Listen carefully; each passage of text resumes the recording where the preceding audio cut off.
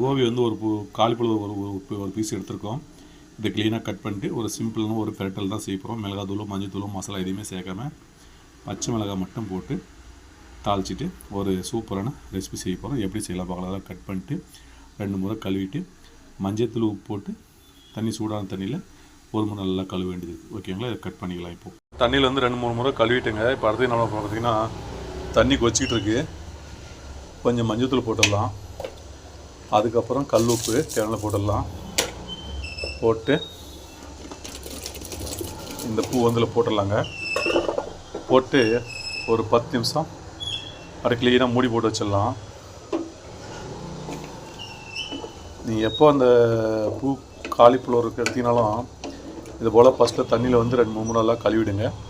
அதுக்கப்புறம் தண்ணி நல்லா கொதிக்க வச்சு அதுக்கப்புறமா இதில் நல்லா கலக்கிடுங்க. 10 நிமிஷம் வந்து நல்லா க்ளீன் தண்ணியில் ஊறட்டும். அதுக்கப்புறமா வந்து நம்ம எடுத்து எந்த ரெசிபினாலும் செய்யலாம்.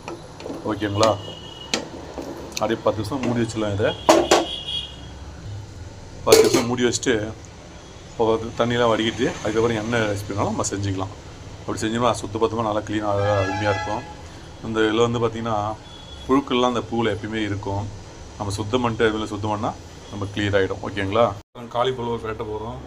கருவேப்பிலை, பச்சை மிளகாய், கடுகு அளப்பு, வெங்காயம், பூண்டு, இவ்வளோ தாங்க சிம்பிளாக ஒரு கிரேவி தான் செய்ய போகிறோம்.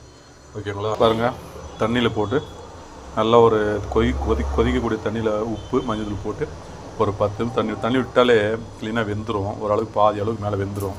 இப்போ நம்ம தாளிச்சிட்டு அப்படியே உப்பு போட்டோம்னா போதுங்க. எண்ணெய் காஞ்சிச்சு, கடுகால போட்டுடலாம். நல்லா பொரியட்டும். வெங்காயம்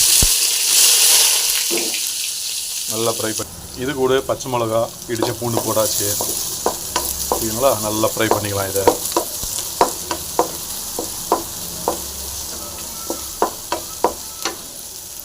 கூடவே தேவையான அளவு சால்ட் சேர்த்துடலாம். சால்ட்டை சேர்த்துட்டு நல்லா ஃப்ரை பண்ணிங்க. அடுத்து கருவேப்பிலை போட்டுட்டு காலிஃப்ளவர் இடத்துல போட்டால் சூப்பரான ரெசிபி ரெடி ஆகிடும். ஓகேங்களா? அந்த கருவேப்பிலையும் போட்டுடலாம். இந்த கருவேப்பிலையும் போட்டு நல்லா ஃப்ரை பண்ணிங்க.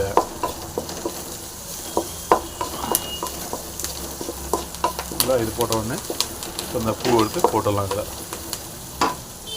இந்த காலிஃப்ளவரை இதில் போட்டுடலாம். ஓகேங்களா?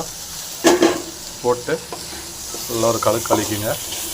இது ஆல்ரெடி தண்ணி சூடாக இருக்கும்போதே ஒரு நல்லா வெந்துட்டுருக்கு. இது அதிகம் வேணும்னு அவசியம் கிடையாது. அந்த தண்ணியில் போட்டு ஒரு 10 நிமிஷம் இருக்குது பதிலாக ஒரு 20 நிமிஷம் இருந்தால் தானாக க்ளீனாக வெந்துடும். ஓகேங்களா?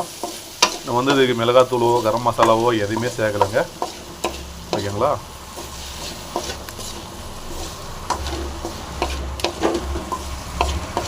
அவ்வளோதாங்க. இப்போ உப்பு மட்டும் கரெக்டாக செக் பண்ணிட்டு அப்படியே இறக்கிடலாங்க. ஓகேங்களா? இதே போல் ஒரு டைம் செஞ்சு பாருங்கள். இது கொஞ்சம் வித்தியாசமான டேஸ்ட்டில் இருக்கும். ஏன்னா சில வந்து கரம் மசாலா, மிளகாத்தூள், தனியாத்தூள் எல்லாமே போடுவாங்க. அது ஒரு வித்தியாசமான டேஸ்ட்டில் இருக்கும். இது வந்து வெறும் பச்சை மிளகா மட்டும்தான் போட்டிருக்கோம். தண்ணியில் போட்டு ஊற வைக்கும்போது கொஞ்சம் மஞ்சள் போட்டிருக்கோம். அவ்வளோதாங்க. அதாங்க சூப்பராக ரெடி ஆகிடுச்சிங்க. உப்பு காரம் கரெக்டாக ஓகே ஆகிடுச்சு. டேஸ்ட்டும் அருமையான டேஸ்ட்டில் இருக்குது. அப்படியே ஒரு போல் மாற்றிடலாம். இந்த வீடியோ பிடிச்சா லைக் பண்ணுங்கள், ஷேர் பண்ணுங்கள், சப்ஸ்கிரைப் பண்ணுங்கள், பெல் பட்டன் பண்ணுங்க. மீண்டும் அடுத்த ஒரு நல்ல வீடியோவில் சந்திக்கிறேன். வீடியோ வந்து நண்பர்களுக்கு இந்த வீடியோ ஷேர் பண்ணுங்கள். ஓகே காய்ஸ், காலிஃப்ளவர் இருந்தால் இதே போல் செஞ்சு பாருங்கள். சூப்பர் டேஸ்ட்டில் இருக்கும். ஒரு போல் மாற்றிடலாம். இப்போ காலிஃப்ளவர் ரெசிபி செஞ்சாச்சுங்க. பார்த்து உருளைக்கிழங்கு ரெசிபி மாதிரியே தெரியும். ஆனால் அது காலிஃப்ளவர். ஓகேங்களா? சூப்பர் டேஸ்ட்டில் அருமையாக செஞ்சுருக்கோம். நீங்களும் இதோட செஞ்சு பார்த்துட்டு கண்டிப்பாக கமெண்ட்டில் எப்படி சொல்லுங்கள். Okay guys.